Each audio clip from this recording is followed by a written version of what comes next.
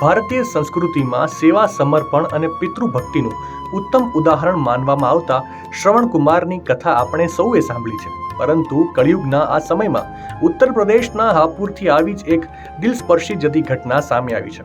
હાપુરની પુત્રવધુ પિંકીએ પોતાની વૃદ્ધ સાસુ ઉષા દેવીની વર્ષો જૂની મનોકામના પૂર્ણ કરવા માટે જે અનોખું સાહસ અને શ્રદ્ધા દર્શાવ્યા છે તેણે સમગ્ર દેશનું ધ્યાન ખેંચ્યું છે. ઘરમાં 4 પુત્રો હોવા છતાં જ્યારે સાસુની તીર્થયાત્રાની ઈચ્છા અપૂર્ણ રહી ત્યારે પુત્રવધુ પિંકી પોતે શ્રવણકુમાર બનીને આગળ આવી. હરિદ્વારના પવિત્ર હરકી પૌડી ખાતે સાસુને ગંગા સ્નાન કરાવ્યા બાદ પિંકી તેમને કાવડમાં બેસાડીને હરિદ્વારથી હાપુર સુધીની કઠિન પગપાળા યાત્રા પર નીકળી પડી છે.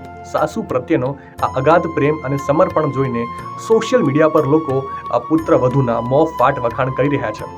આ પવિત્ર અને પ્રેરણાદાયી યાત્રામાં માત્ર પિંકી એકલી નથી, પરંતુ તેની નાની દીકરી રાધા પણ આ સેવા યજ્ઞમાં બરાબરની સહભાગી બની છે. એક તરફ જ્યાં માતા પિંકી પોતાની સાસુને કાવડમાં ઊંચકીને કિલોમીટરો સુધી પગપાળા ચાલી રહી છે, તો બીજી તરફ નાની પૌત્રી રાધા પણ રસ્તામાં પોતાની દાદીની સેવા ચાકરી કરીને સંસ્કાર અને સંસ્કૃતિનું સુંદર ઉદાહરણ પૂરું પાડી રહી છે. ત્યારે આ સુંદર વિડીયો અંગે તમારો શું અભિપ્રાય છે? કોમેન્ટ કરીને જરૂરથી જણાવજો.